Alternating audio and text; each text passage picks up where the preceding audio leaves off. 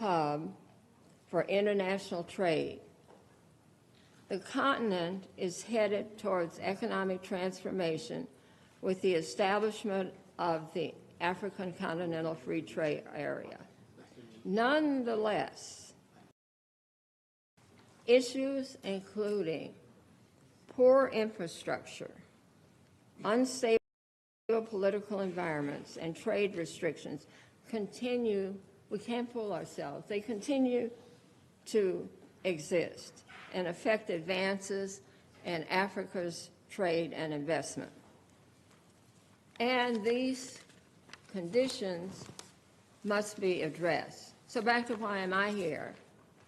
I'd say my first reason is to address my concerns about the real role of Africa in the world, particularly what is Africa's role in trade and investment. The second reason, I want to be honest with you, is to be present and seen at the UN at this important time in the history of international relations in the world. That is, I believe, for each and every one of us, we need to show our support for this strong institution that affects us, our lives in many ways. And then I'm here to learn what are the business leadership of the UN and other international organizations thinking, saying, and doing about international trade and investment.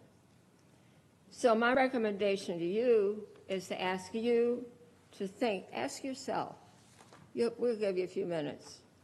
Just ask yourself, why did you get up and come down here today? What do you hope to accomplish? And what are you trying to get other people to understand about the topic? So before I turn the podium over to Dr. Jibril Diallo and members of the international community involved on your behalf to organize this summit, I would like to introduce Ms. Annie Heng, President of the World Madam Foundation, Dr. Strobel, Program Facilitator, Dr. Harris, CEO of the National Business League, Dr. Sheila Brooks, Ms. Arlene Katsky, and others who will be introduced along the way. So, Dr. Diallo, I'm about to turn the microphone over to you and wish you had some good reasons for being here today.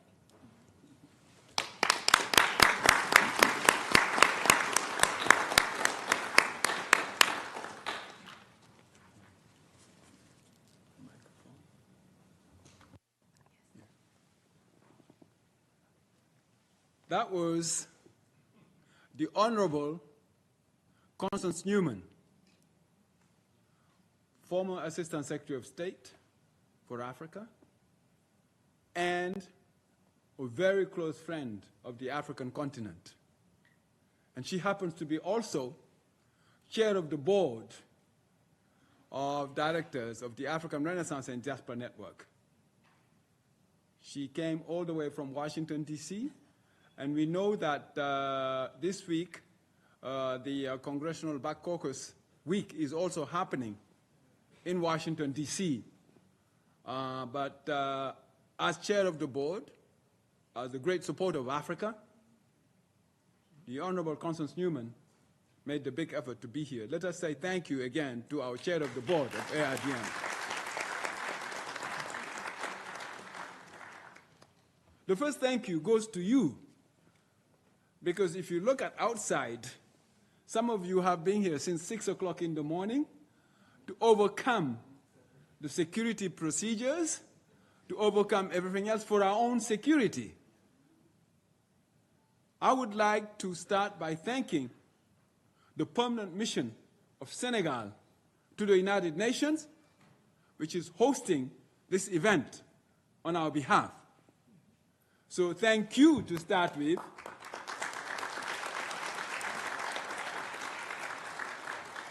For braving the weather, braving the gridlocks, braving everything to be here. Many more are coming, but this event is being transmitted live in 193 countries, And what we say to ourselves in the tradition of the African Renaissance and Diaspora Network is always to start on time out of respect for you and out of respect for those who are connected outside this room. I would like to carry on by, on behalf of the African Renaissance and Diaspora Network, extending to you, each and every one of you, a warm welcome to the 2025 edition of Africa Open for Business. We're very happy that this is one of the largest side events on the African continent and on the diaspora to be held on the grounds of the United Nations during the high-level segment of the United Nations and the 80th anniversary of the United Nations.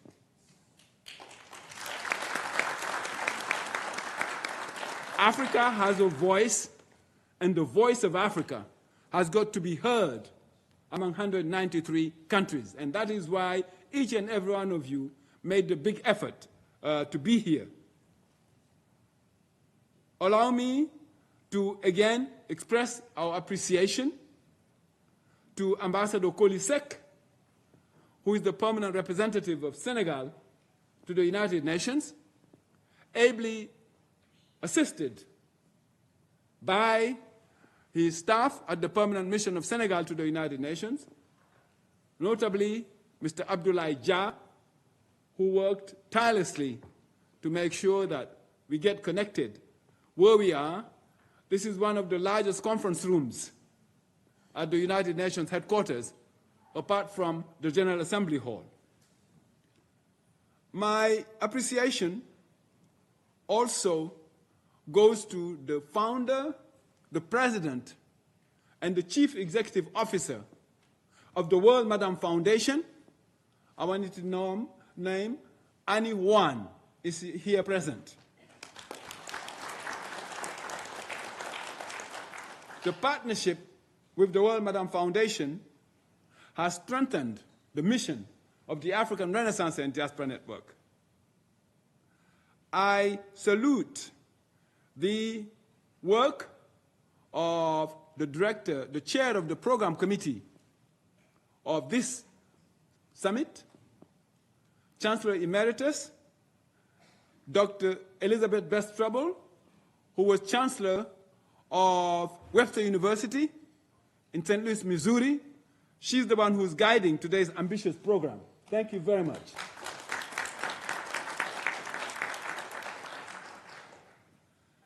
And from the very beginning, life is a continuation. Our chief moderator here present decided to be here even though his younger brother passed away yesterday, Dr. Kenneth Harris. So let us observe a minute of silence in honor of Marcus Lamar Harris, the younger brother of Dr. Kenneth Harris, our chief moderator today. Let's observe a minute of silence, please.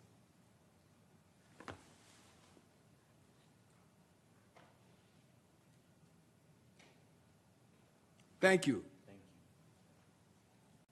Condolences again, sir.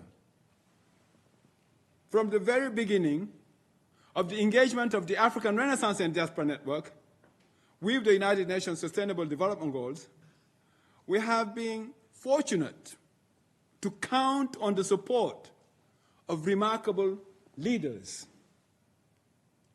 I have asked the technical team to project the photo of each of the leaders that I'm going to name, so that even though they're not physically here, so that they may be with us in the room today.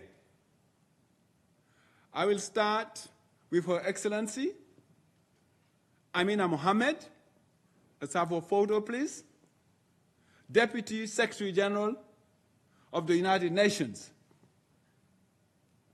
From the beginning of ARDN's work on the United Nations Sustainable Development Goals, we have benefited from the support of this proud daughter of Africa, Amina Mohammed. So technicians, if you could just project the picture, was David Katsif, Gordon Tapper, please.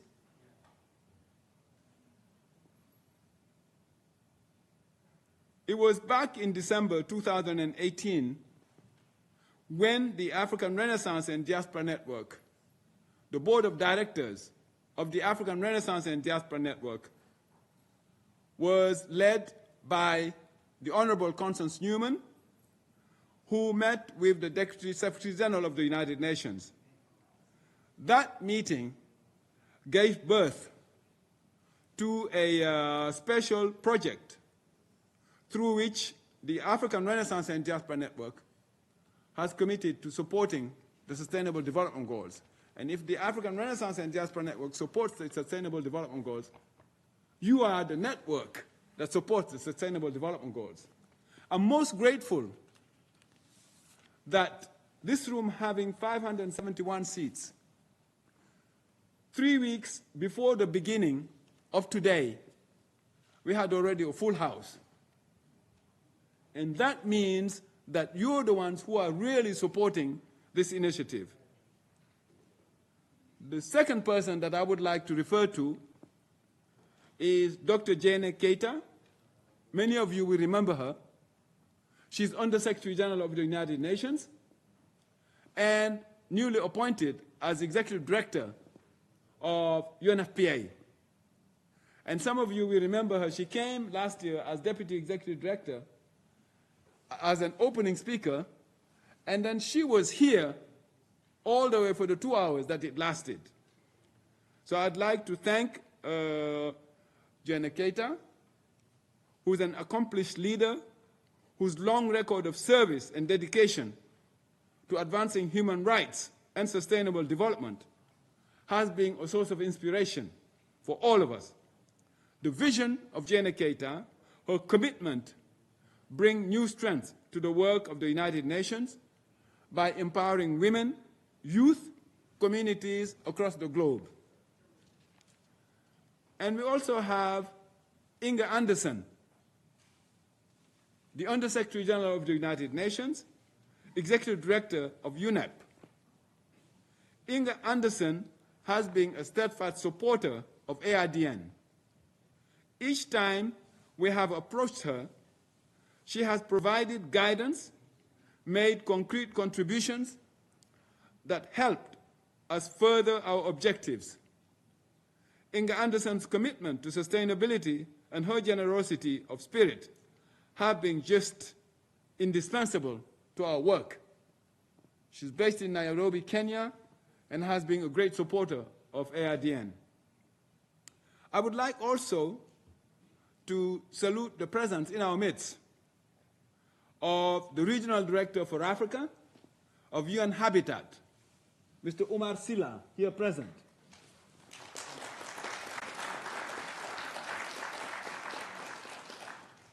The Regional Director for Africa of UN Habitat made a big effort to travel all the way from Nairobi, Kenya, to be with us for this meeting and go back. So let us say again thank you to Umar Silla for that. The collaboration with UN Habitat has really reinforced the initiatives that helped us broaden our impact. As I said earlier, I would like to celebrate the leadership of the founder, CEO, and president of the World Madam Foundation, here present, Annie Wan. Annie Wan has been a strategic partner of ARDN in rolling out the Sustainable Development Goals in 80 countries of Africa and the diaspora. Annie Wan's leadership and tireless advocacy for women, for global solidarity, have been essential in advancing our shared goals of inclusion and progress. This summit is not only a dialogue, but also action. As we launch the Red Card Pledge, we connect the struggle against exclusion and inequality with our shared goal of strengthening Africa's role in global trade and investment. The message is clear. Africa is open for business, and Africa's future is tied to global partnership built on equity, respect, and sustainability. Our program today will take us on a journey from the insights of global leaders, and this is just not far from here. You have the General Assembly Hall, where the global leaders are making their statements, to the voices of business leaders present in this room and also connecting online. From the creativity of our artists to the reflection of educators who bridge Africa and the diaspora. At the center of it all is our shared determination to build a roadmap that secures investment, expands opportunities, and fulfills the promise of the Sustainable Development Goals. Before I close my introductory statement, I invite you all to join me in a moment of unity and commitment. Please stand. Everyone, please stand.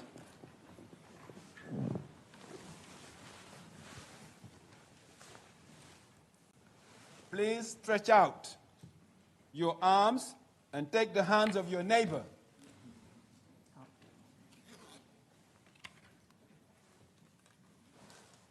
By taking the hand of your neighbor, you feel the strength of this community in this room and beyond.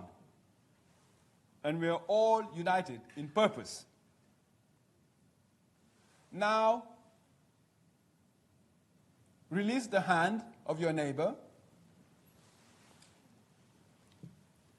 Take the red card placed on your chair. This card is our symbol. This card is a universal sign that we reject all forms of discrimination and violence against women and girls. And now, lift the card as high as you can. And repeat after me. We give a red card. We give a red card. I didn't hear you. We give a red card. We give a red card. To all forms, of violence, and discrimination, against women and girls. Zero tolerance to violence. Zero tolerance for discrimination. Together, we commit. So help us God. You may be seated.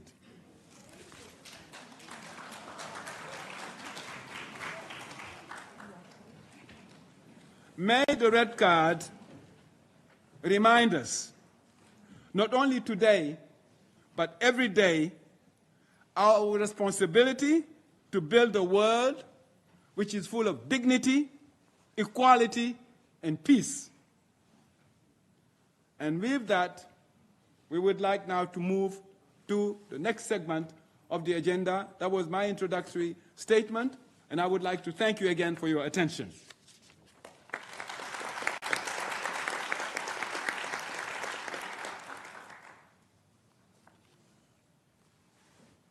Now, we have the pleasure of inviting the moderator, the chief moderator.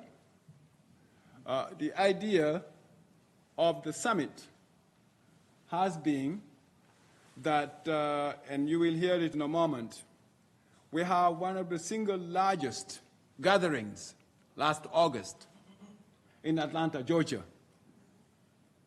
As co-organizer of that event and being appointed as national co-chair, the idea was for us to have Atlanta, and then through the founders and co-organizers of that conference, feed the results of Atlanta into 193 countries during the high-level segment of the United Nations General Assembly. So without further ado, I would like to introduce the Chief Moderator, Dr. Kenneth Harris, here present. Please. Thank you. Okay, good morning, everyone. Good morning. All right, now I want to feel energy here because uniquely we have an opportunity to witness history. And when we're witnessing history, it gives us an opportunity to recognize African excellence. So one. All right. Here with the spirit of the ancestors, recognizing my brother Marcus Lamar Harris, who passed away. Thank you so much for the condolences. And most importantly, the weathering conditions as well. Please bear with me. I'm going to feed off of your strength, and this is going to be one outstanding Africa Open for Business Summit 2025. Why this is historic? Because this is about global partnerships, trade, and investment. We get a unique opportunity in history to redefine our course in terms of the Pan-African diaspora and the connectivity of our economies. We could not do that without alliances and collaborations. And that's what this is all about. So 3 years ago, we formed the National Alliance for Black Business in Washington, D.C. And I want to recognize several organizations that made that happen. Starting with our honoree today, my good friend and partner, Charles H. DeBow III, President of the National Black Chamber of Commerce. Please thank him.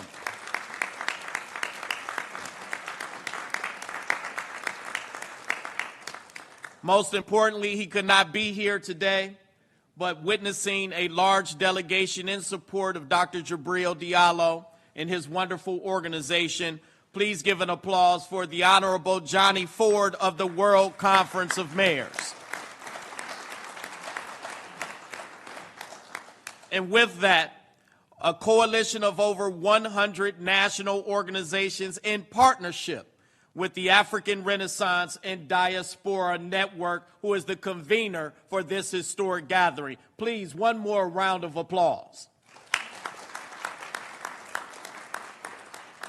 So this is about unity, coming together, collaboration, working together, defining our future together. And with this convening today, we will start the discussion that will happen on a continuous basis, one starting with our very successful 125th National Business League Conference, which took place on August the 20th through the 23rd in Atlanta, Georgia, with over 3,300 businesses from all over the world representing 33 Pan-African diaspora countries, including South America and the Caribbean. And we have some of those guests here today. Can our South American friends please stand? And some of our Caribbean family please stand. I want to recognize you all. We have Juan and Alvaro from Colombia.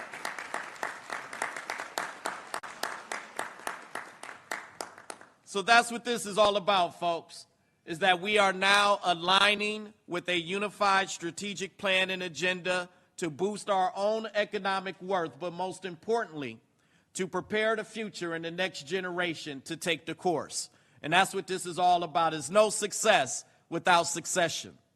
And so we are focused on that, and we are very, very thankful for Dr. Jabril Diallo, his incredible board of directors, and the work that we have to get done. So with that being said, it's an honor to serve as your Master Chief Moderator. I love that title. And to sit next to incredible legacy that have paved the way in which the shoulders we stand on. Thank you so much. One more time, please, a round of applause for the Honorable Newman. Thank you so much. Now let's get to what's really good about this. You're going to hear from some really important people. and keynote speaker who has come here today. And so without further delay, I want to give the mic back to the Honorable Constance Newman to introduce our keynote speaker for today. Thank you so much. Let us again give a big round of applause to Dr. Harris. He has such positive drive, energy, that he's such an inspiration to all of us. Dr. Kenneth Harris. Thank you. Dr. Harris has an excellent sense of organization and method, and he has always been generous and inclusive of everybody. So we couldn't have had a chief moderator better than Dr. Kenneth Harris. We want to thank you again for trying so hard to be here in spite of the bereavement in your family, your own close younger brother passing away last night. But you decided to making this world a better place to live in, that you will be here. Thank you very much, and condolences again. Yeah, thank you. The Executive Director of the UN Environment Program, Dr. Inga Anderson, has had to return to Nairobi at very short notice due to some urgent matter that she had to take care of. So we gave her our appreciation, our salute, and now we will be moving on to the next item on the agenda, because as Dr. Harris mentioned, ours is to use the convening powers of sports and cultures. That's right. In order to make sure that we have an achievement of the United Nations Sustainable Development Goals, so that by September 2030, when the General Assembly convenes here, we have as many countries of Africa and the diaspora being present. So with that, we've decided that we would like to have a cultural expression, and I would like to introduce Dakota Gant, who is our youth leader, tremendous skills, to introduce a song for us, and we will have a respondent. So we had the idea of having a cultural dimension from a youth leader from the diaspora, and later in the program, you will have a cultural dimension from a leader from Africa. So you have the floor, please.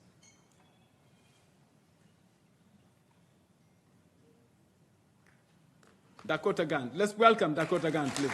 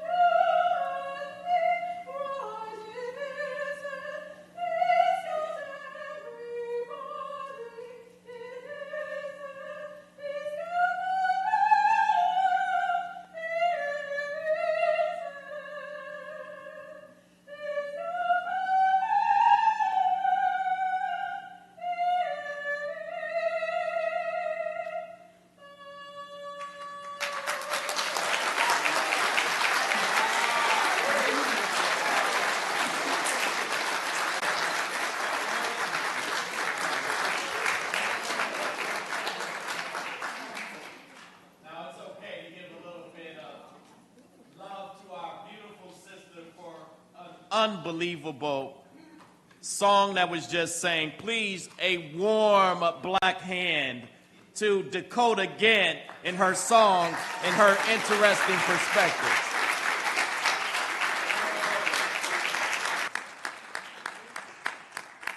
And she did that without a microphone, okay? That's noted on global TV. Now we're going to introduce partner perspectives, sessions highlighting collaborations with UN agencies and global organizations.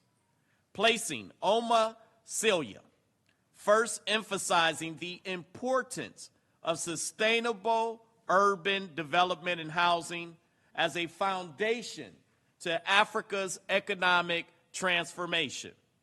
And with that being said, I would love to have this incredible speaker come forward as we welcome her with a strong, warm global welcome. Oma Celia, Regional Director for Africa in the UN Habitat.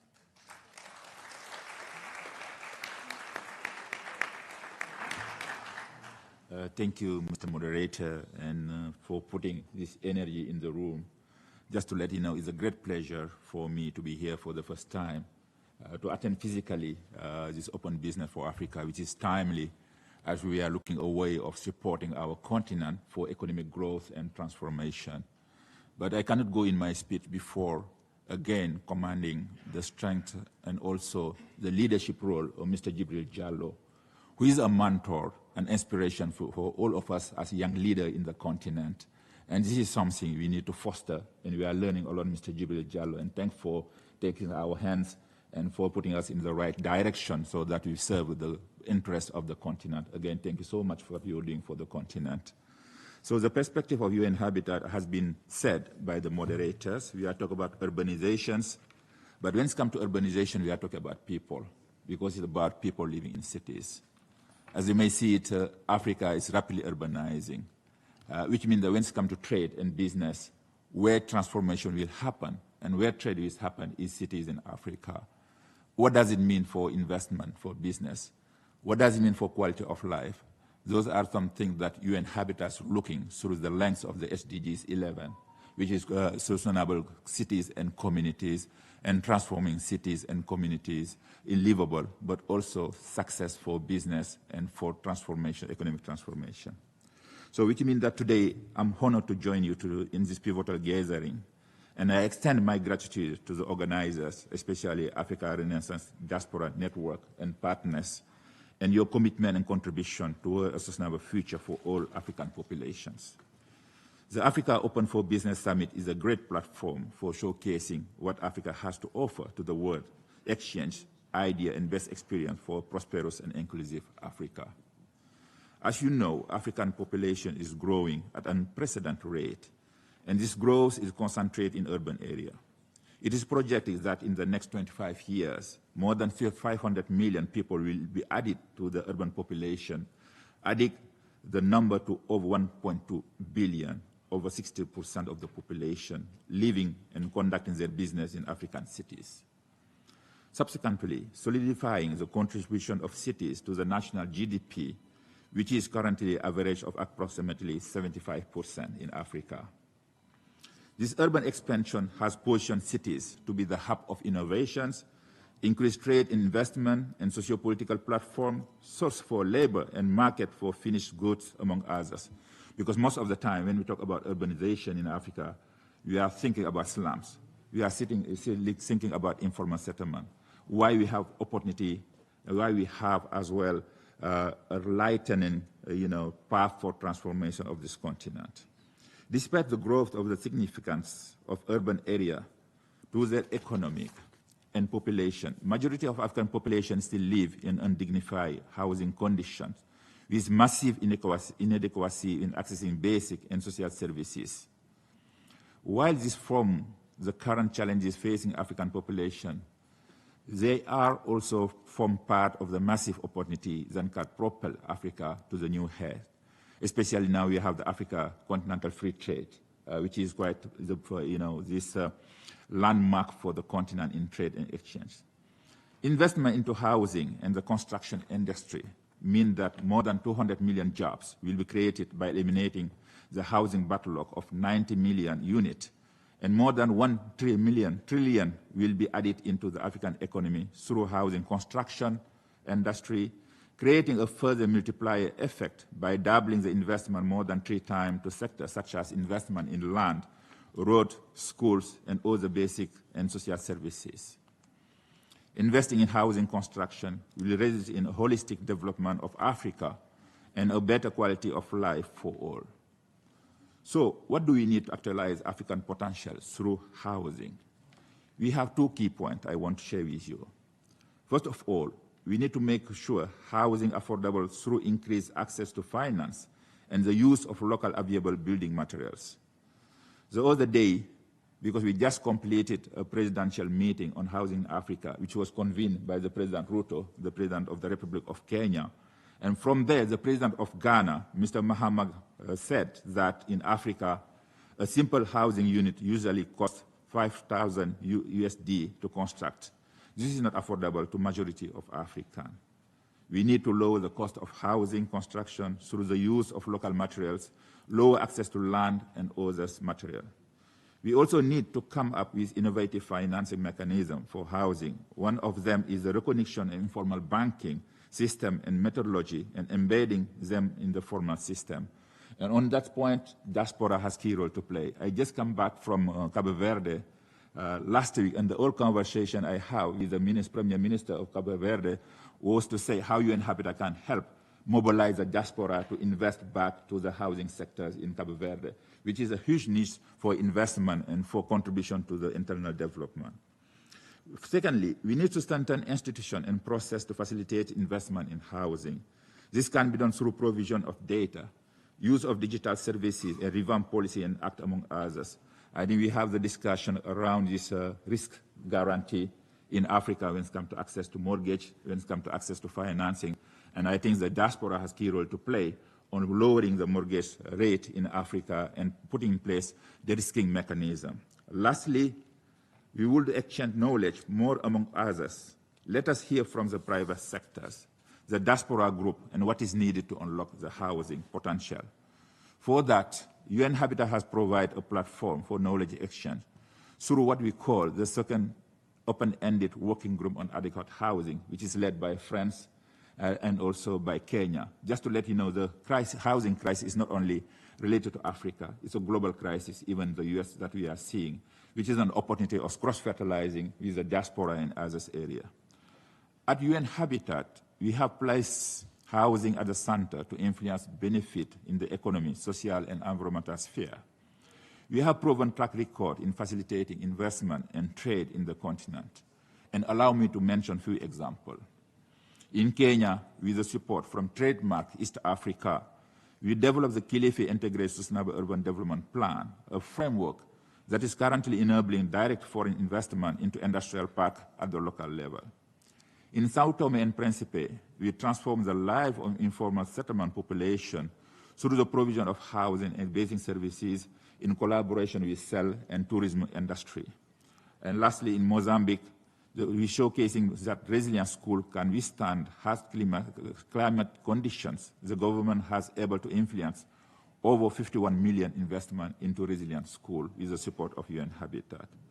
In summary, in all those projects with private sector organization and international financial institutions contribute to deliver sustainable and long-term impact to the city where we work, and the African diaspora can play an important role in scaling up best practices.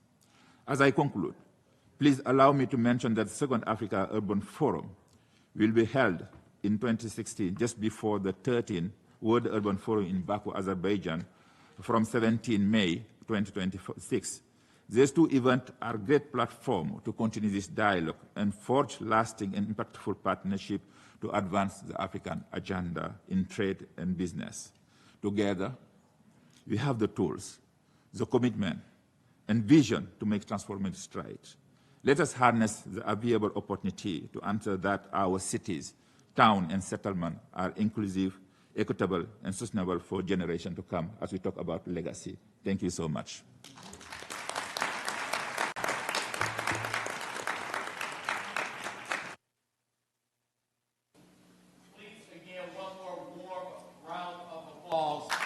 for the remarks that was just made. And I would like to further introduce Ms. Annie Wan, CEO of the World Madam Foundation.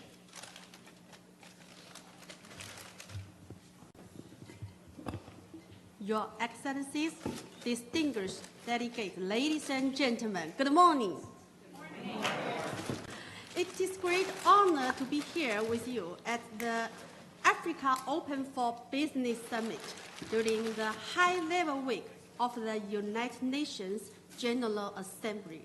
This year is special as we mark the 88th anniversary of the United Nations.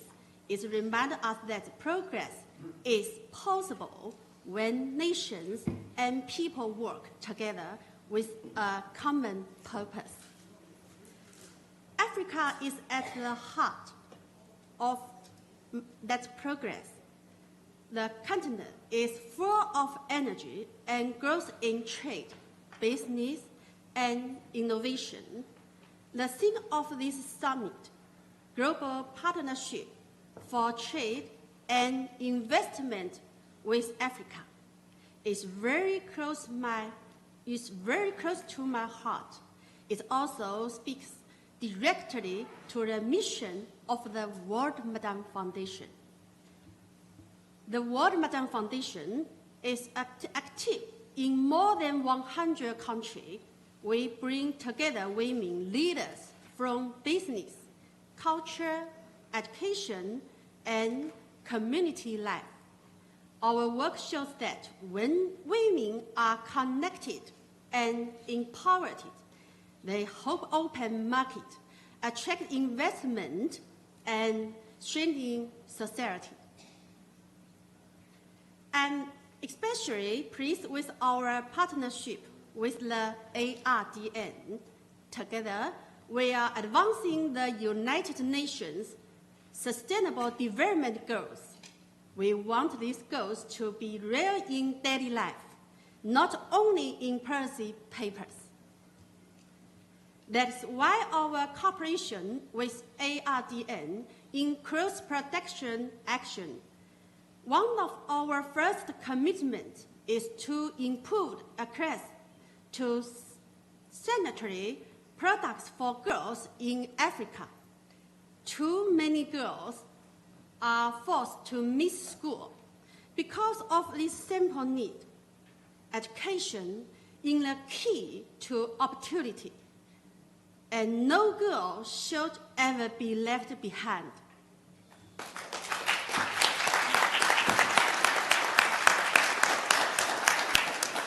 We are also proud to support ARDN's Red Card campaign. This campaign sends a strong and urgent message. Discrimination and violence against women and girls must stop. There can be no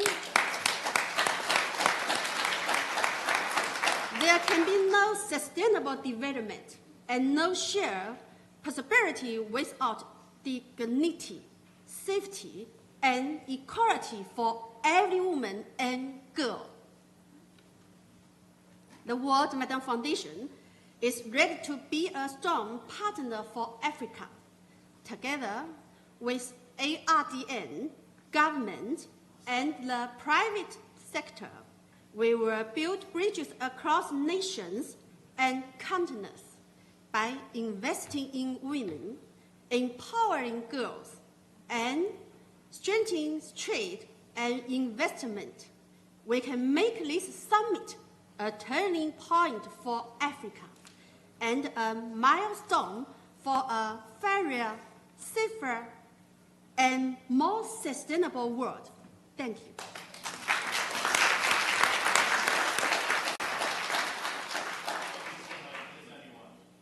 Please, one more round of applause. And now I would like to introduce the Chief Government Relations and Africa for Africa, the UN Global Compact, Louis Tomaka. Thank you.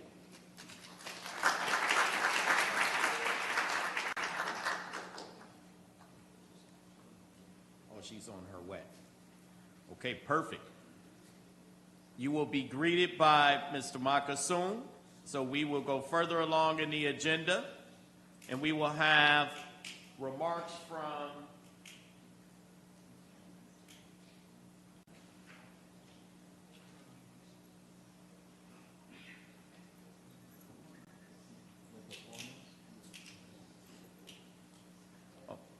Okay, are you all ready for another performance? Please give a round of applause for Karen Yelverton.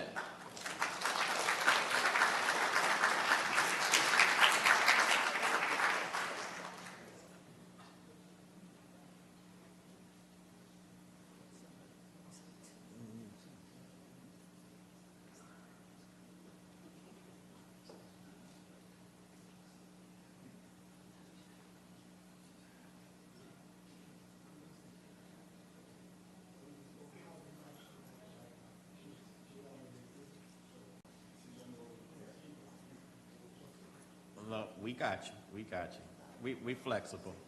Yes, high security. Absolutely. Okay, we got some folks stuck at the security area. Okay, we'll allow for some patience, you all. Okay, well, we'll get into the discussion now with a very high-level panel. Is that okay with you, Dr. Diallo? Okay. All right. We are going to have a high-level conversation on global partnerships for trade and investment. This panel is the centerpiece of the summit, guided by Dr. Sheila Brooks, founder and president and CEO of SRB Communications in Washington, D.C. You're so fabulous there. Welcome. This panel will draw insights from diverse sectors, business, finance, education, and diaspora entrepreneurship to shape the practical roadmap for Africa's role in the global marketplace. Please welcome our centerpiece with Dr. Sheila Brooks as we begin this panel discussion, and she will welcome our panelists. Should I pass it over to you? Yes, sir. All right. I'm going to keep the energy going. That's right. And we have no problem following a black woman, so please lead.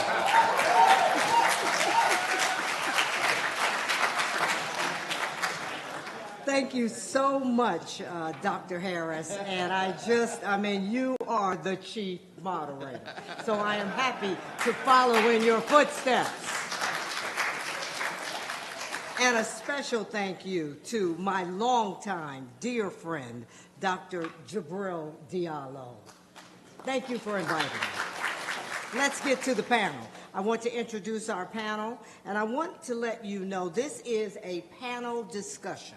So I'm going to ask a few questions. The panelists will answer, and we will have a lively conversation and dialogue so that we can share some good news about partnerships and investments. Our first panelist is Dr. Anthony Opoku, founder and executive chairman, TC Energy Finance Corporation. Let's give him a round of applause, everyone.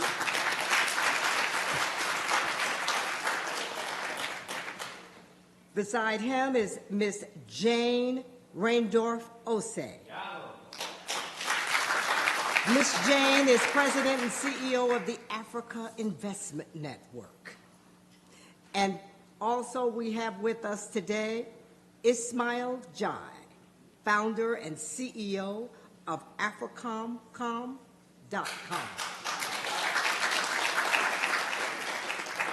So we're going to begin. Let's begin with another beautiful African-American woman.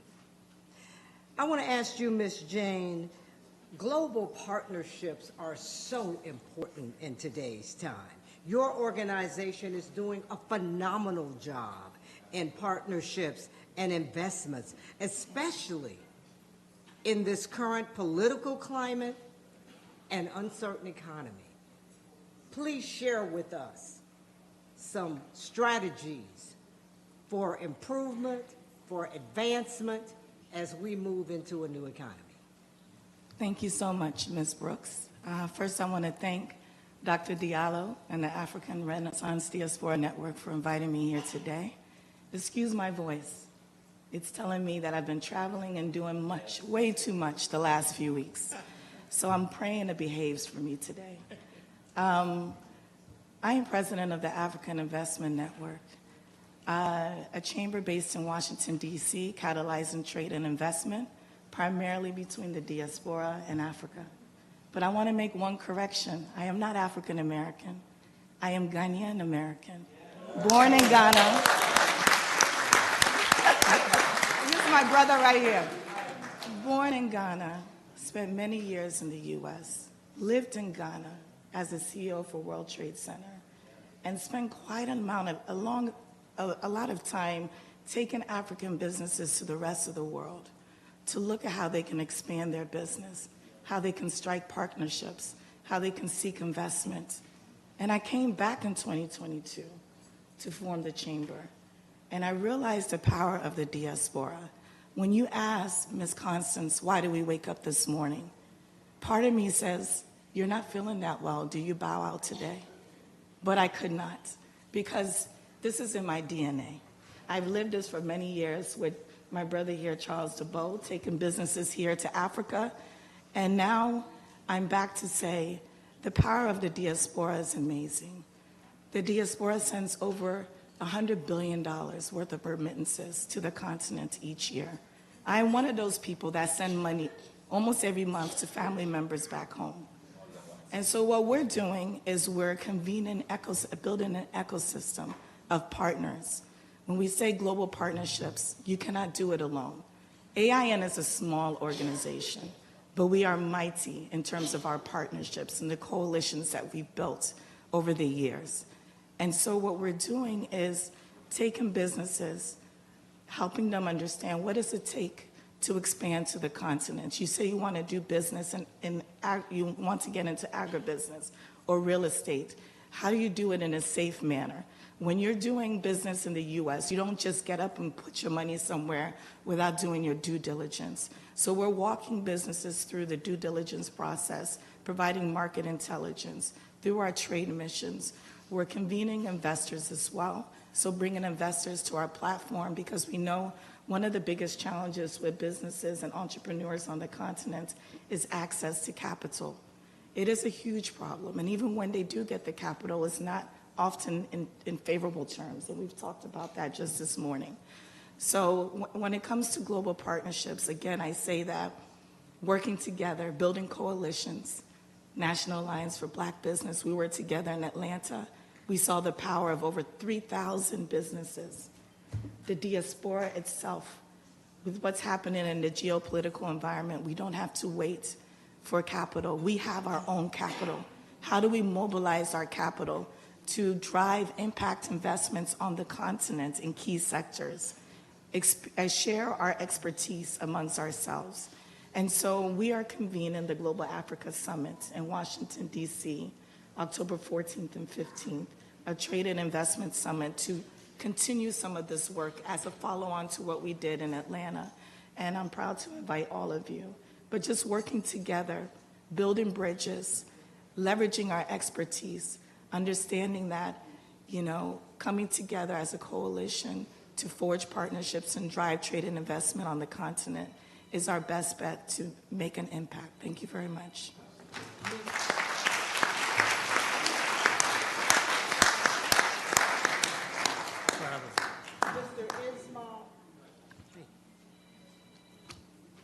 Thank you so much. Mr. Ismail, it's critical to drive impactful change in business and entrepreneurship. We heard that from Ms. James. What is your organization doing in the areas of training and resources? Yeah, thank you, Mrs. Brooks. I want to thank you, Dr. Jibril Jallo, for his leadership. I am very happy to be here to talk to our initiative, AfriCamCom. AfriCamCom, that's African platform, marketplace platform to help African businesses to sell their products and services all over the world. They need help. They are ready, but they need help to grow all over the world. This is why we create AfriComCom to help them to sell all over the world. We know that it's very difficult for them to sell their products on a local market in Africa and in international market. It's very, very difficult for them to have competitive products because they have another products in the other market, but they need to improve the processing to get the best products and to get the best prices. This is why it's very necessary to improve the value chain for all sectors in Africa. It's very important to correct the value chain. We can take an example. If we look the nice dress to Mr. Jibril Jallo, if we look that in Africa, we don't create the tissue there. We don't have a machine there to do it. So we lost a lot of job for that. This is why I like this topic today, because they help us to take a real act. We need to take a real act. And for me, it's necessary to correct the value chain, all sectors we have in Africa. They are ready. We have a lot of businessmen who are ready to sell. But the value chain is not correct. They don't have a lot of things to sell all over the world. And first thing we have to do, that we analyze the value chain, all sector, to see how to correct. First, for this sector, for example, we have to train the business, the African businesses. We have to train them. We have to transfer technology. We have to help them to take act for all of the sector. That's what I am trying to do. This is why we create AfriComCom, to take a local act and an international act. For a local act, what we have to do? We have to organize the different businessmen. We have to, and for the international act, we have to improve them to access to the international market. So AfriComCom helps them for that. So this is why we are here to. Thank you so much, sir.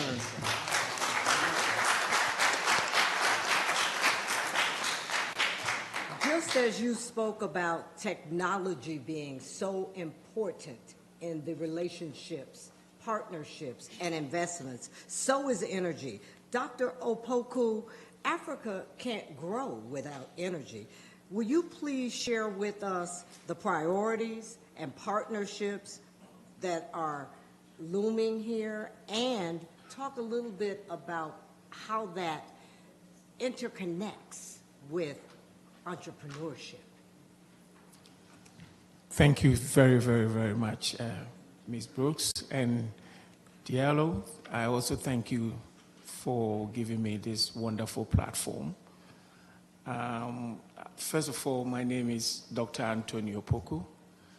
I just want to give a little bit of background on what has happened for the past few years, then I will go directly. I think it will answer the questions itself. A few years ago, I embarked on developing, using natural resources to generate power for my country, because we were experiencing a shortfall of energy supply. It was almost impossible for it to be able to be done. I remember when I first told my energy minister, he said, "Are you crazy?" That was the word he used for me. "Do you mean you want to use the sea to generate power?" And I said that we have basically embarked on using conventional method of providing electricity to our people, and it's not helping, and it's very expensive. And some of our people were advocating nuclear at that time. And I do remember a few years back, Ghana had a single gas destruction in atomic area. And what happened was that the whole city was shaking. The whole city was shaking. And I said, oh my God. So if we embark on nuclear, and let's say there is a nuclear leak or somewhere, what would we do? Just a common gas. So I decided to come up with an idea of using kinetic energy combined with magnetic energy. Then it forms electrical energy. Then I rectify, then I step it up to the grid. So the concept was very simple to me, personally. But I encountered a lot of challenges. The challenges was that the people were not more receptive to new ideas and more receptive to new technology. They already knows what is providing them with conventional method, which is gas. And then the challenge was that how do I start? The government was receptive enough. They created an environment which was conducive for me to be able to do this. Unfortunately enough, there was no finance involved. I could hear them saying, look, if you can prove to us, I mean, this is what you're going to find when you get to Africa. And when you say you have a new technology or you have new ideas, they will say, prove to us.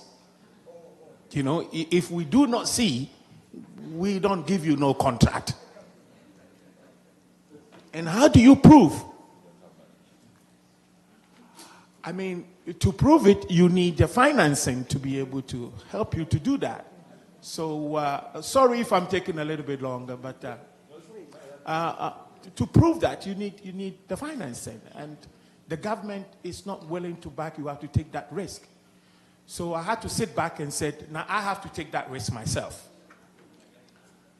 If I'm going to do this, and if I'm going to make this happen, and if I want a change for my country, then I have to be able to take that risk. So I decided to sell whatever I could get on my properties, everything.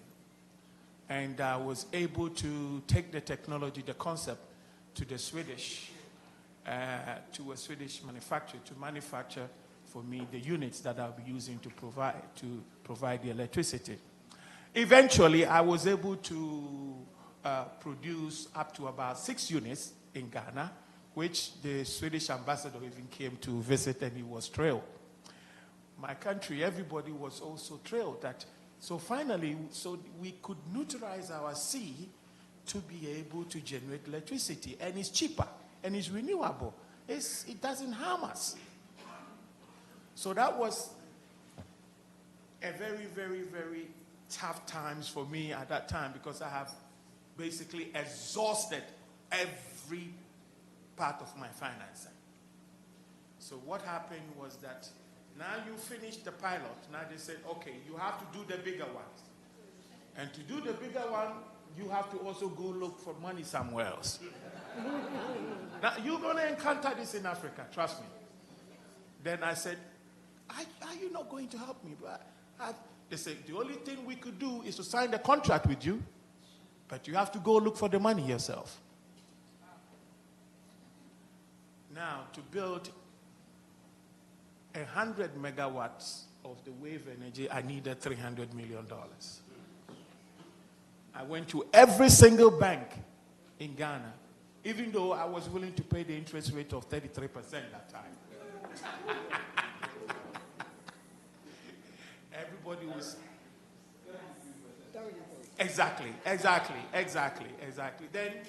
Then everybody was saying, I'm sorry, this is new technology. Well, even though you've shown the concept, but we don't know how the commercial stage is going to be.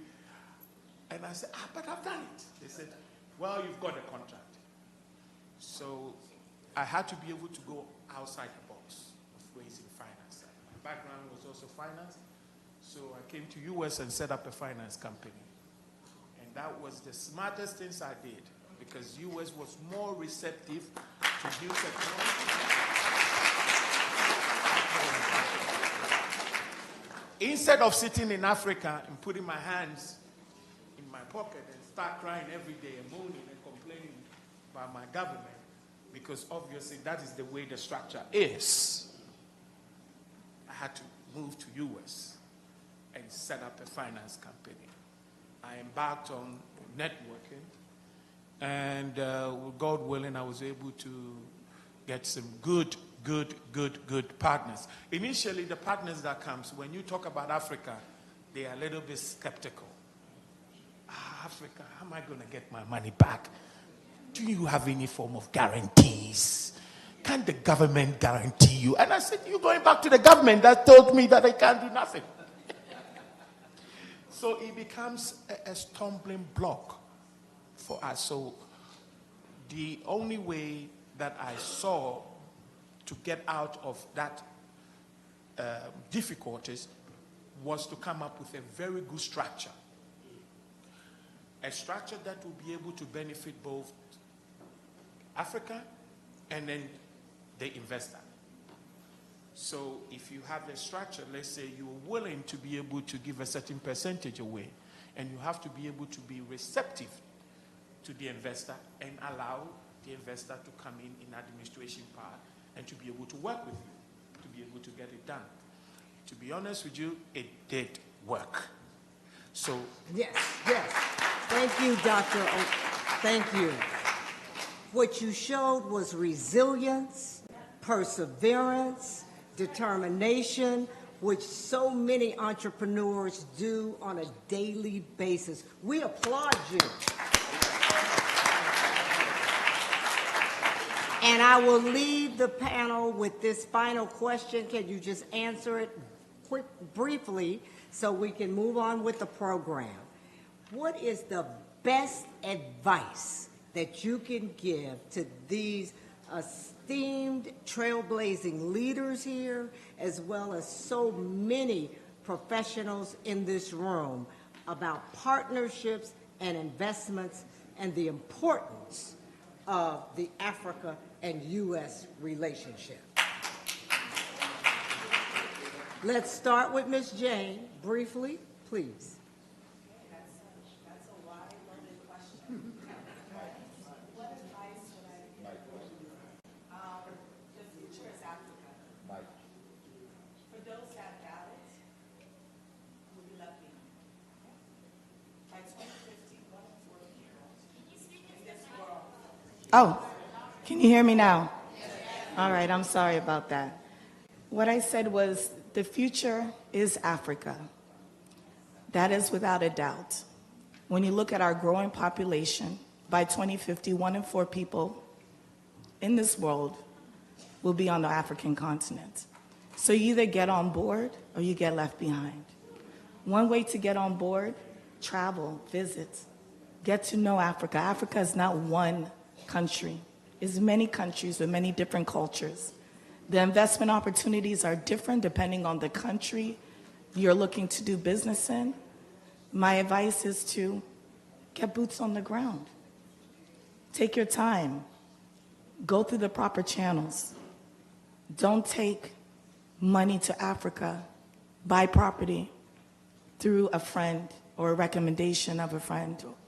You know, go through the proper channels just like you would here. And that's what my recommendation would be, is that if you're looking to grow your money, you're looking to invest, you know, FDI is at its lowest point right now over the last few decades.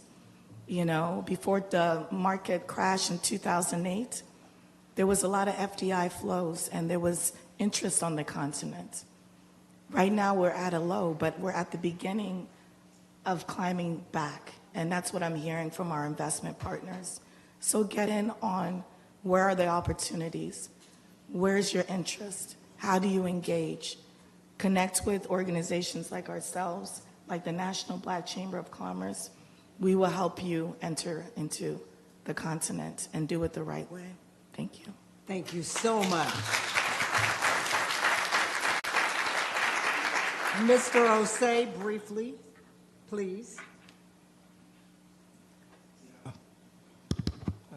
Yeah.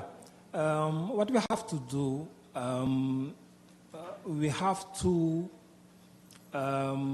have to correct the path, because the path is not correct.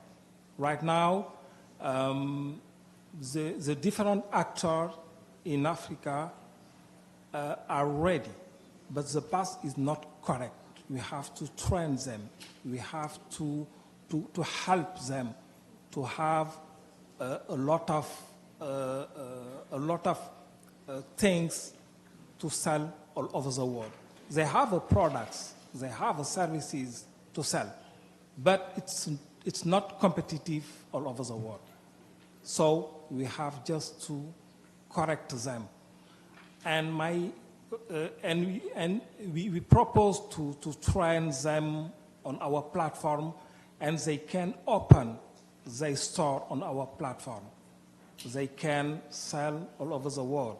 They can contact a different partner in Canada, in the United States, in Europe, and this is why we are here to help them. Thank you so much, sir.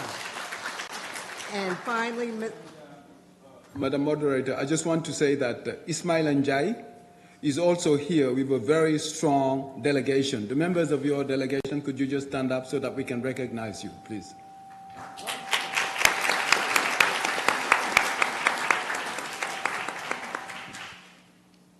thank you so much, Dr. Diallo. And we will have the final comment briefly from Dr. Opoku. Thank you very much. The only thing I can say right now that there's so much potentials in Africa. The opportunities is immense. My only advice to the investor is that when you get into Africa, try to understand their culture, the way in which they do their business. Sometimes the investors would like them, the Africans, to behave as if, they understand how the Western world work. And so they come up with structures which becomes very impossible for business to be able to thrive. For instance, they will say, we need some guarantees that can be able to give to us so that we will be able to fund you over it. I mean, look, most of these businesses in Africa, if they have guarantees, trust me, they don't need you. They don't need you. They don't need you. If you are asking them to give you a guarantee of a project of 100 million, Jesus, where do you think they're going to get it from? Unless you, who have access to the capital and the resources, come up with a structure where you be able to obtain those guarantees and then nurture them to be able to grow in the business and take part. Always take part of the business and make sure you handle the administration part. And also, in terms of the financing, be in control too. They will allow you. Because I think most of the African businesses, all they want is to see the work being done. And so they can benefit something out of it. But if we go in there and we make it so strict, it becomes a problem. Look, I was only doing the wave energy. After that, the government decided to give me another contract to build a huge city using our forest reserves to be able to attract tourism. You see, because when they see the potential, they will open up more doors and opportunities for you. So this is what I would like to say to everybody. Thank you.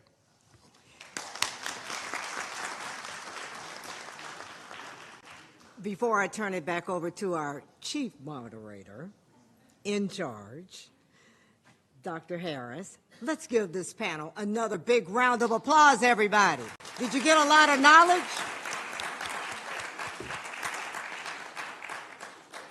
Dr. Harris?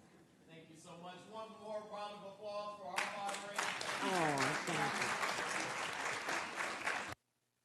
We'll have some brief remarks. Thank you very much, Dr. Harris. Dr. Sheila Brooks has got this unique feature of aligning business with communications. That's right.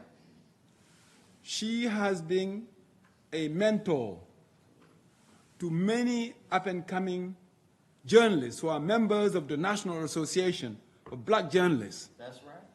An organization which has got over 4,280 working journalists in the mainstream media across the United States.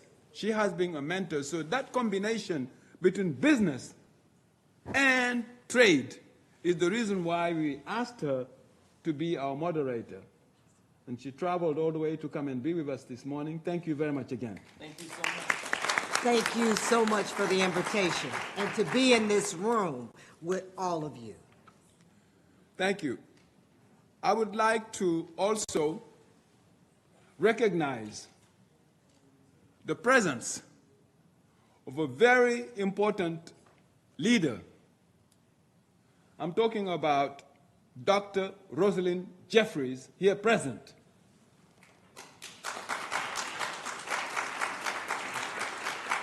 Dr. Rosalind Jeffries is an art historian and an educator. I would just like to say... Wait, 1 second, I'll introduce you and then you take the first. Yeah. She has a long focus on Africa and African diaspora art. And she has taught at the School of Visual Arts in New York. Dr. Jeffries, Rosalind Jeffries, that is, has also been a curatorial background. She's noted in public profiles and talks, which includes work connected to major museums. Dr. Rosalind Jeffries is often cited alongside the Metropolitan Museum of Art, and some sources also mention the Brooklyn Museum. She's also a public speaker and a media personality. Along with her husband, Dr. Leonard Jeffries, she does a lot of engagement with the community. She's a legend to many of us. So let us welcome Dr. Rosalind Jeffries, here present.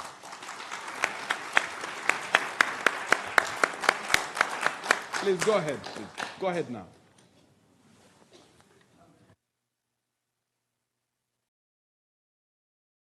Next year, I will be 90 years old. My first trip to Africa was with Operation Crossroads Africa in 1960. My husband went in 1961. During that time, we have been engaged in building bridges of friendship with Africa, with the heavy colonial overlay that was in Africa. We are African Americans making that connection back at that time. We certainly were not the first. We know about W.B. Du Bois. We know about Minister Singleton. We know about all went on in 1884. We were there with that battle. Our connection with Jibril Diallo was very, very special because when my husband was at the conference of the black mayors in America, he raised up photographs of what the cities look like and asked those mayors in Las Vegas, how many of you have been to Africa and to the cities? No one raised their hand. And so under the United Nations and Jibril, we were able to bring those mayors to South Africa and to Nigeria twice and to Senegal twice some with the Renaissance Project. We were paid through the Renaissance Project, through Jibril Diallo. During the time of HIV/AIDS, I was able to come in. I was shocked that they would ask me to speak. I said, I'm not a scientist, I'm not a medical doctor, but they said, you, as an art historian studying the tribal groups and the people of Africa, you know about African contributions. Everybody knows now about Onesimus, who was the first black enslaved person who was able to teach the Western world about vaccines. There's so much data and information about African Americans investing in Africa. I just wanted to speak very briefly to say that African Americans have been a long time interested in these connections and how privileged we are to sit here today I'm just wonderful seeing people continue what was done in history, that we're not necessarily beginning something new, but we are continuing an ancestral linkage. Thank you, Dr. Jibril Diallo. Thank you. Thank you for your red card and the inclusion. We have been fighting as educators in the DEI, and we know that Africa had Ubuntu, bringing the many groups together in time. We know that the Swahili culture and the Kwanzaa was an attempt to work with the DEI. Thank you, Dr. Jibril Diallo. He deserves a standing ovation, but we thank you from the bottom of my heart. I will be 90 years old next year, and we have much to study about health and rejuvenation to continue the work. Amen.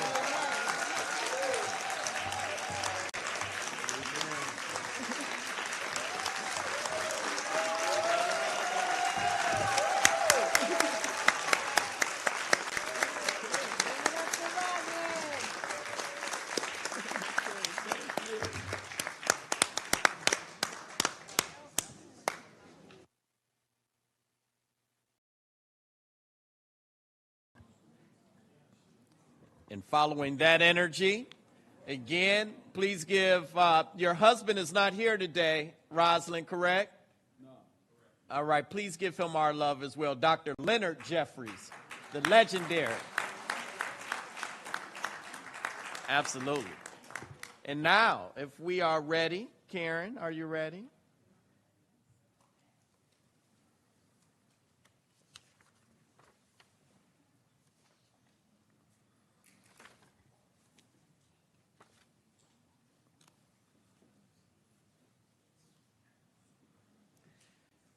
Everyone, please give a warm welcome from Karen Elvington.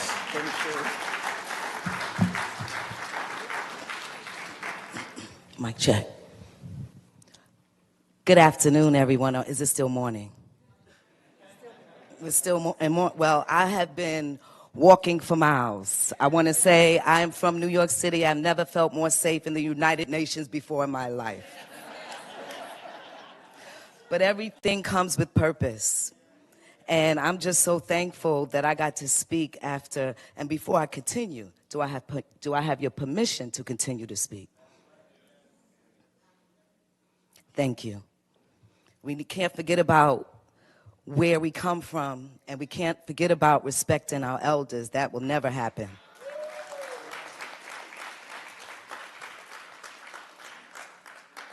I also cannot be remiss if I do not take a moment out for us all to just give a round of applause for the amazing Gordon Tapper. If you don't know him, he is so amazing. The reason why I'm standing here with you today, I've been working with him for the last 5 years. He doesn't want this recognition, but sometimes you have to make sure to give people their flowers while they can still smell them. Is the mic okay? Can you hear me? Okay. My name is Karen Yelverton of Angelic Creations, and I am humbled and happy to be here with you today. Africa, open for business. Peace and abundance, United Nations. Permanent mission, Senegal, I honor you. Make no mistake, there are no coincidences. Everything is in divine order.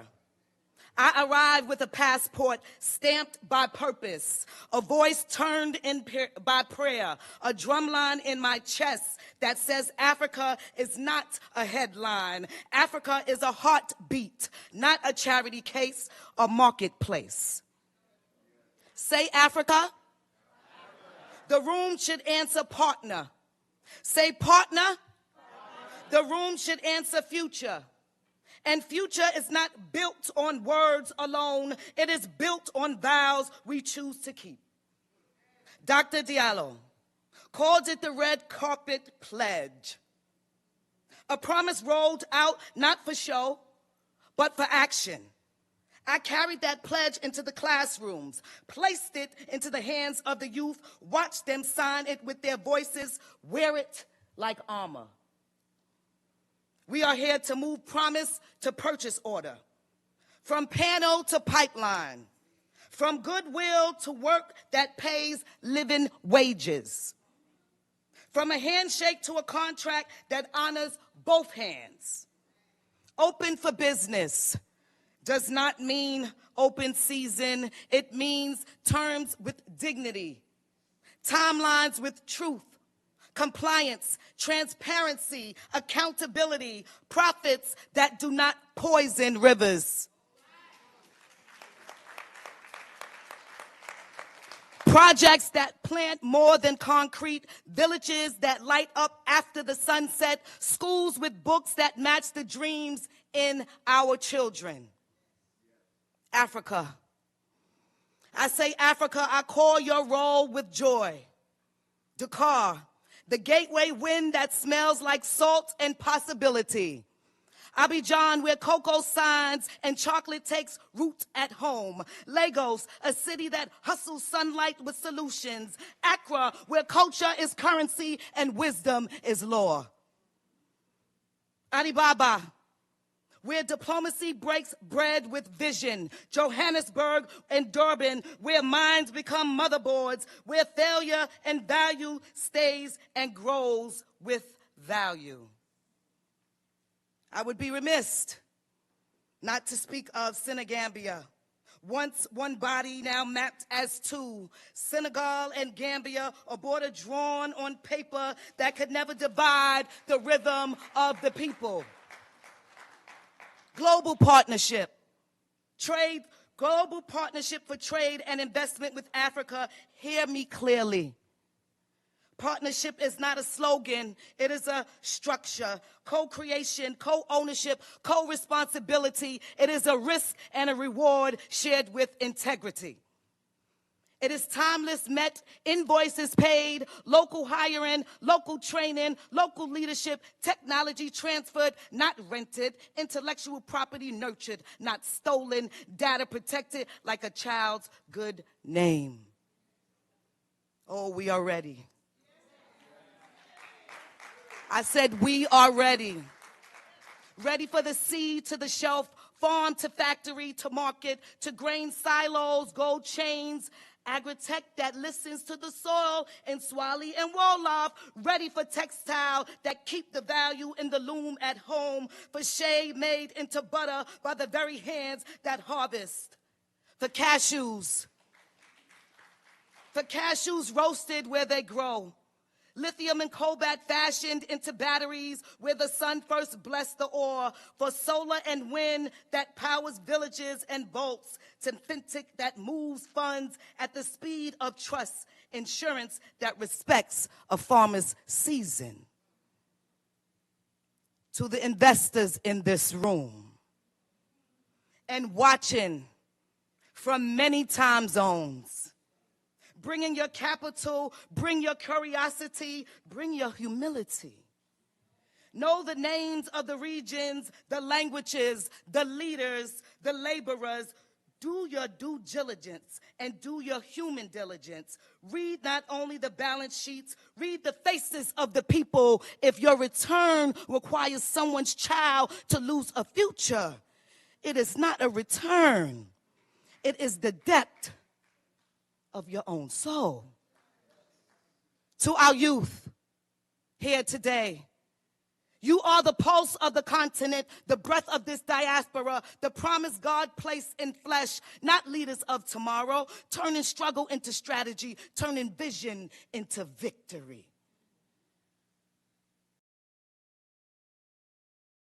To the diaspora, our families stretch like the constellation. Come home in whatever way you can. Bring your skills, your supply chains. Bring mentorship and markets. Bring patience. Bring the auntie energy, that get paperwork done. Bring that uncle wisdom that keeps numbers honest. We are not visitors. We are the bridges. We are not guests. We are keys. United Nations, New York City, this is the sacred table. You have seen peace negotiated and history rewritten. Today, we add a line that reads, we chose partnership. That does not extract, it cultivates. We chose trade that does not silence, it amplifies. We chose investment that does not disappear, it remains, it multiplies. Senegal, I see you, and I feel you, from the gory memory to the present that reveals how artistry and this poetry, it heals. I return each year because the map in my spirit named faith drew a circle around us and called it purpose. We are in alignment in this room right now. And let it be known that Africa is not only where you are born, it is where your spirit calls home. Africa is me. Even if my passport wasn't stamped elsewhere, no prejudice, no partition, for unity is the only currency that will never lose value. Repeat after me. No more deals without dignity. No more projects without people. No more numbers without names. We are not asking for a seat. We bring our own chairs. We bring our own tables, our own recipes, our own ingredients. We ask only that this taste and see what partnership will do. Make no mistakes, there are no coincidences. Everything is in divine order. The child in Dakar with the table and a dream. The farmer in Eldoret weighing grain with a new scale. The cooler in Kajali pushing a build before sunrise. The curator in Lagos wrapping a painting for Paris. This poet in New York City speaking into this record. All of us are one long sentence of possibility. All of us are a contract written by light. Africa is open for business, yes, and more than that, open for partnership, for plans that respect the past and finances the future, for friendships that outlive projects, open for generations that will not apologize for our excellence. Oh, you came for a speech? Receive a strategy. You came for a poem? Receive a promise. You came for a blessing, receive the blueprint. And let the record show, under the witness of God and this house of nations, we chose future on purpose. Thank you so much, ladies and gentlemen.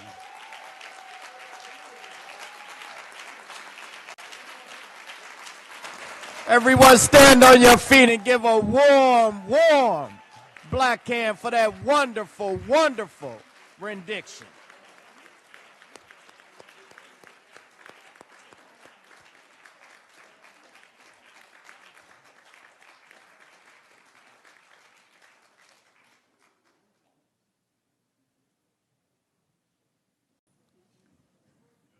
Now we'll turn the program over to Dr. Jabril.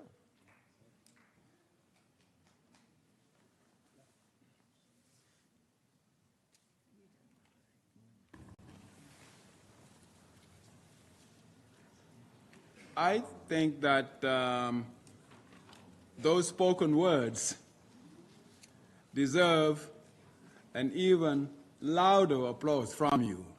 Let us give another round of applause, please.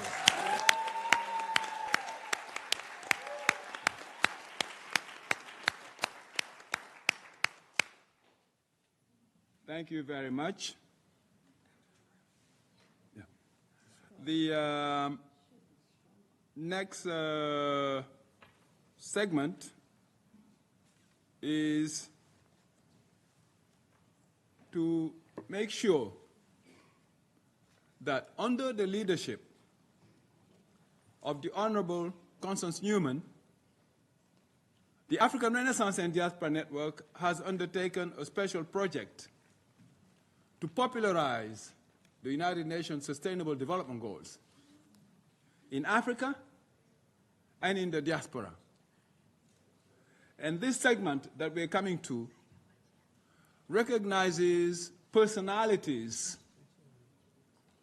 who have done everything possible to use the Sustainable Development Goals as entry point towards pushing their own work. So this recognition is very, very important. We have three personalities who will be recognized for their efforts in this connection. And once that's done, the awards will be given at a private ceremony after this session. So once I call on the personalities, they will come, and the chair of the board and I will join them over there by the microphone, and then we'll have a photo taken, and they can share a contribution from their perspective. I'll start with a personality who has been the most senior person of African descent at the United Nations. Until recently, she was Under Secretary General of the United Nations, Executive Director, she was, of UNFPA, devoted her life to making sure that the perspectives of people of African descent are heard in this great house called the United Nations. She hails from Panama, but she's a global citizen. She has been all over the world, always supporting everything to do with the United Nations Sustainable Development Goals. I recognize Dr. Natalia Kanem, here present, former Under Secretary General of the United Nations and former Executive Director of UNFPA, for her dedication, for her life to making this world a better place to live in. So I would like to invite the chair of the board, the Honorable Constance Newman, to join us over there for us to have a photo with Dr. Kanem, and then a statement from Dr. Kanem.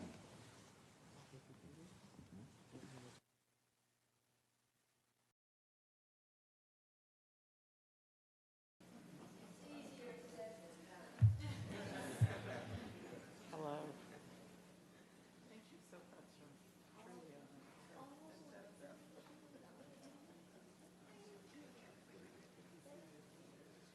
Congratulations. Yeah, just come.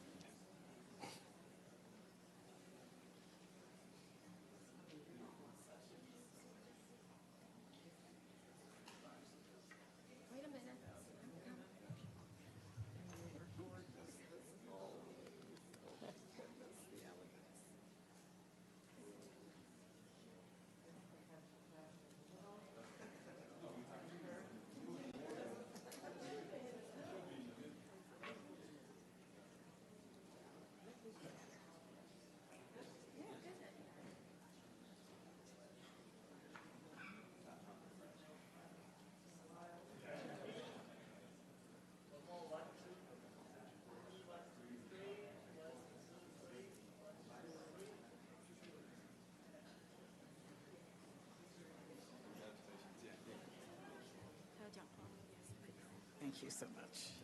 So, Connie, you can stand here, and then you stay here. You stay here. Excellencies, Ambassador Silla, the Permanent Mission of Senegal, Jeddah Jeff, Ambassador Newman, Dr. Jallo, all the Arden colleagues, thank you so much, Madame Huang, Mr. Harris, Ms. Brooks, Ms. Strobel.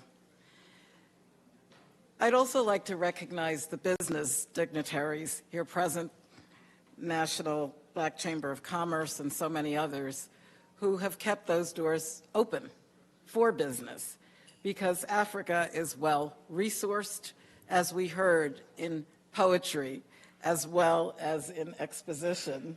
It's a continent of riches. I'm really deeply honored to receive this award from Arden. Thank you so much. And I'm simply here because of our shared concern for a 10-year-old girl. She is in her village home on the coastline, somewhere on a mountaintop. Her expectation is that we're going to help her get an education. Her expectation is that she will be free from violence for her entire life. And her expectation is to take her place as an entrepreneur among you, to be able to contribute to her own, not only survival, but as we heard, strategic contributions. This is a message of leadership and unity. I think that's what Arden represents. Thank you so much, Dr. Jallo, as a former United Nations official yourself. You know that the multilateral system is under attack. And when Africans made clear in Durban that we expected a permanent forum on people of African descent, it took 20 years, but we have it now. This is Pan-Africanist leadership and unity that is of the moment, when, once again, resources are being circumscribed and when reparations has to be part of the discussion. So let us move forward in unity. Thank you so much for this honor. It really means a lot to me, and I look forward to interacting with some of you later. Thank you so much. I appreciate it. Thank you.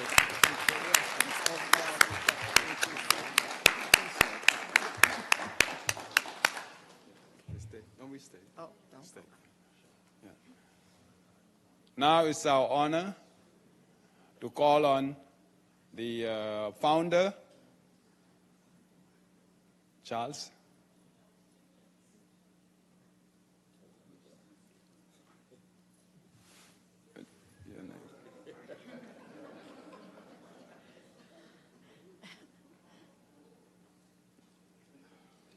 The founder and CEO of the National Black Chamber of Commerce, Mr. Charles Dubois, who really embodies that connection between Africa and the daughters and sons of Africa in the diaspora. This recognition is a recognition of your tireless efforts, not only to deal with the business dimension of the work, but your tireless efforts to make sure that there are strong ties, times stronger than ever, between Africa and the diaspora. And within that framework, your contribution has been enormous in terms of promoting the United Nations Sustainable Development Goals in Africa and in the diaspora. And with that, on behalf of the chair of the board of directors, the Honorable Constance Newman, I would like to congratulate you for this recognition, Mr. Charles Dubois. Welcome.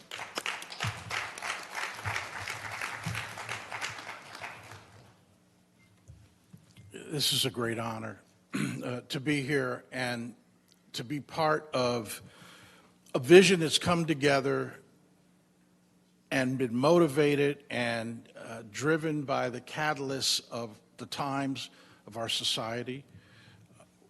We're very much on a collective blueprint or map that was mandated and dictated by our ancestors, and in particularly our coming together in the concept with the National Alliance for Black Business.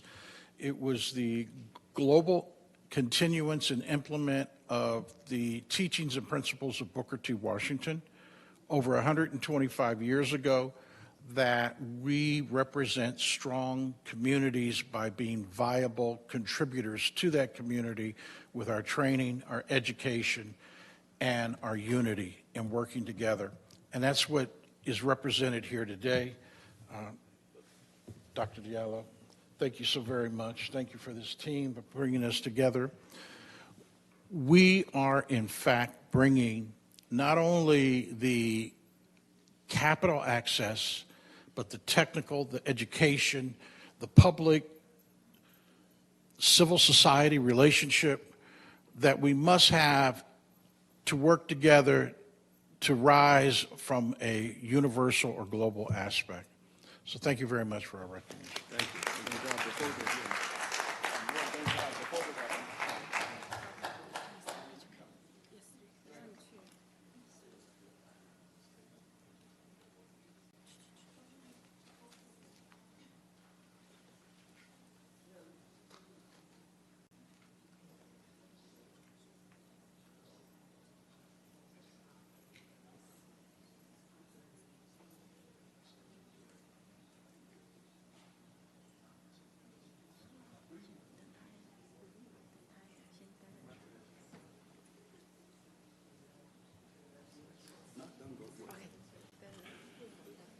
Yeah, we're not done.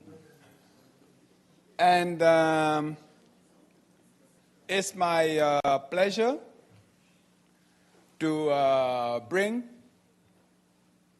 to the podium. Yeah, first, go ahead.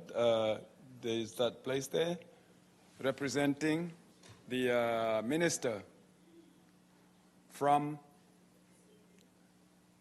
Egypt, Dr. Rania Al-Mashat. We have the pleasure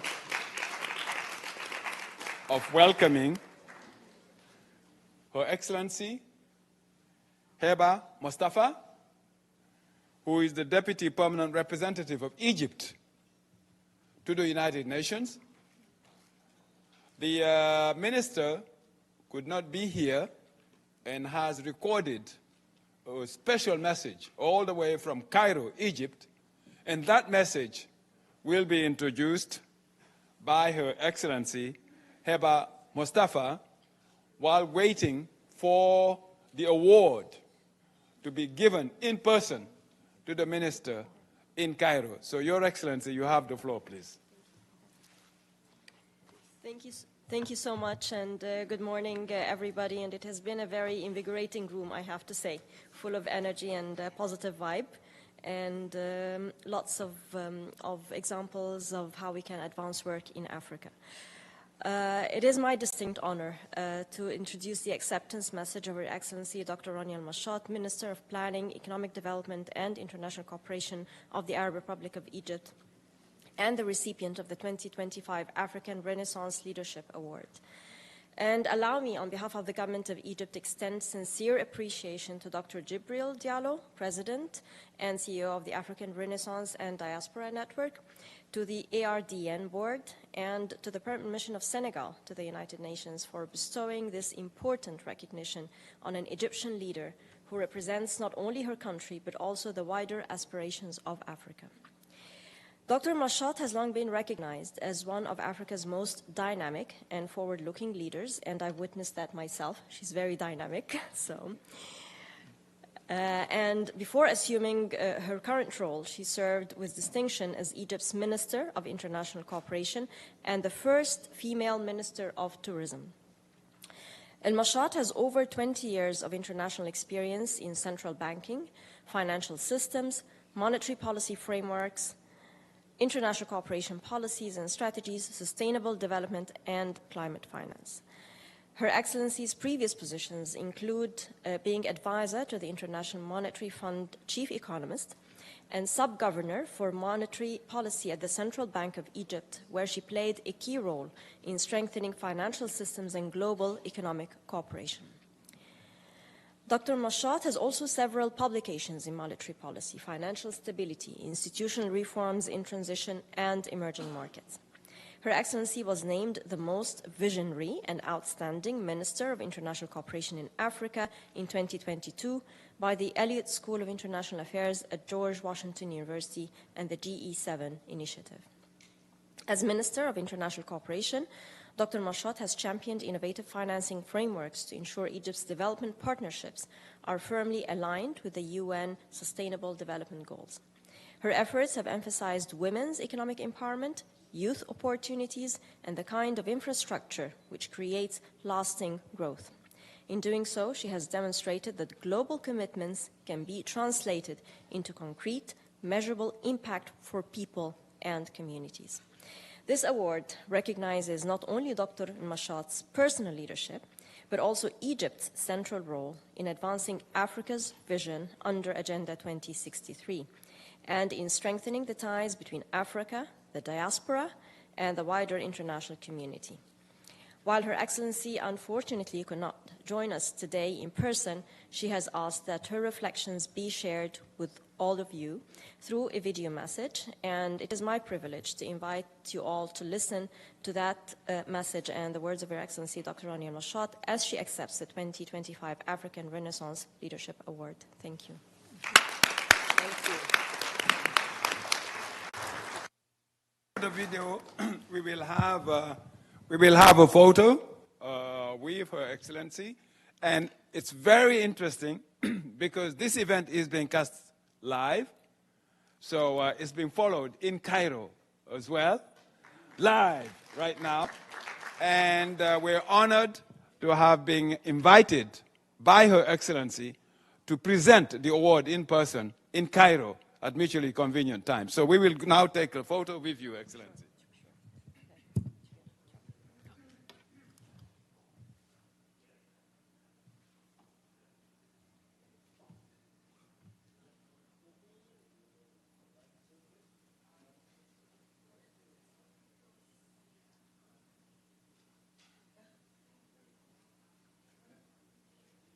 So now we go to the message of Her Excellency.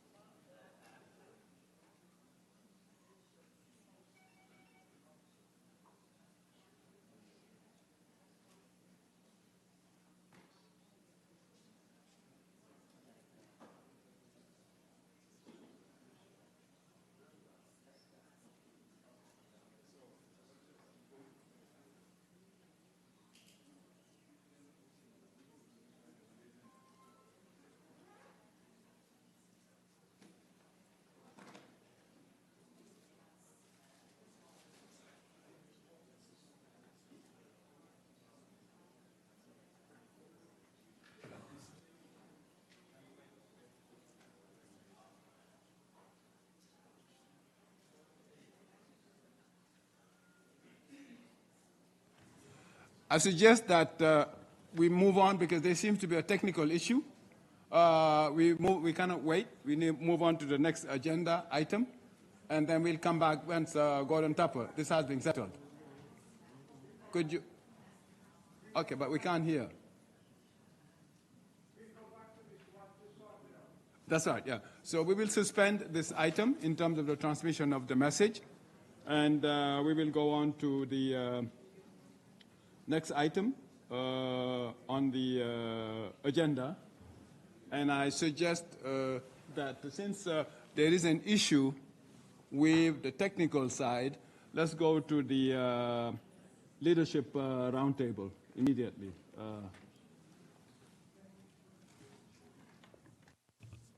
And then we will come back to this important message afterwards.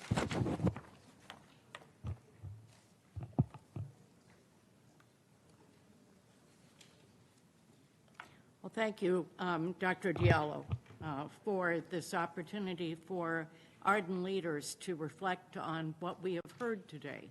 And I'll respond to the challenge that Constance Newman gave us when we began, which is, what did we expect to learn?